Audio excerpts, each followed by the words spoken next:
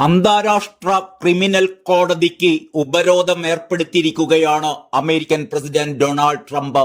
ഇസ്രായേലിനെയും അമേരിക്കയെയും ലക്ഷ്യം വെച്ചുള്ള നിയമവിരുദ്ധവും അടിസ്ഥാനരഹിതവുമായ നടപടികൾ അന്താരാഷ്ട്ര ക്രിമിനൽ കോടതിയുടെ ഭാഗത്തു നിന്നുണ്ടായി എന്ന് ചൂണ്ടിക്കാട്ടിയാണ് ഉപരോധം ഏർപ്പെടുത്തിയിരിക്കുന്നത്.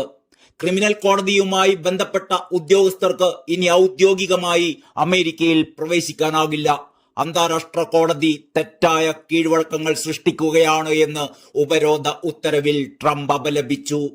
US പൗരന്മാരുമായോ സഖ്യകക്ഷികളുമായോ ബന്ധപ്പെട്ട അന്താരാഷ്ട്ര ക്രിമിനൽ കോടതിയുടെ അന്വേഷണങ്ങളിൽ സഹായിക്കുന്ന വ്യക്തികൾക്കും അവരുടെ കുടുംബാംഗങ്ങൾക്കുമെതിരെ സാമ്പത്തിക ഉപരോധം ഏർപ്പെടുത്തുമെന്നും ട്രംപ് പുറത്തിറക്കിയ എക്സിക്യൂട്ടീവ് ഉത്തരവിൽ പറയുന്നു. അമേരിക്കൻ താൽപര്യങ്ങൾക്ക് വിരുദ്ധമായി പ്രവർത്തിക്കുന്നവരെ വിലക്കാനാണ് നടപടിയെന്ന് വൈറ്റ് ഹൌസുമായി ബന്ധപ്പെട്ട വൃത്തങ്ങൾ അന്താരാഷ്ട്ര മാധ്യമങ്ങളോട് പ്രതികരിച്ചു.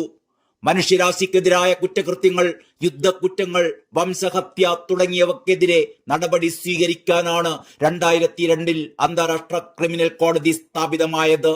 അന്താരാഷ്ട്ര ക്രിമിനൽ കോടതിയിൽ അംഗത്വമുള്ള രാജ്യങ്ങളിലെ പൗരന്മാർ ചെയ്യുന്ന കുറ്റകൃത്യങ്ങളിലും ഈ രാജ്യങ്ങൾക്കുള്ളിൽ നടക്കുന്ന കുറ്റകൃത്യങ്ങളിലും കോടതിക്ക് നടപടിയെടുക്കാനാകും.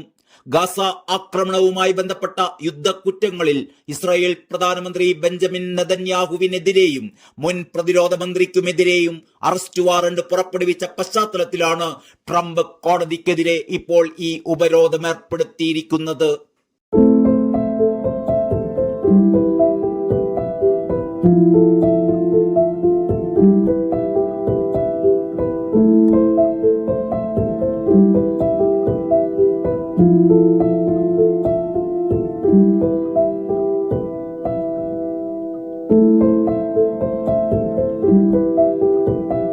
Thank you.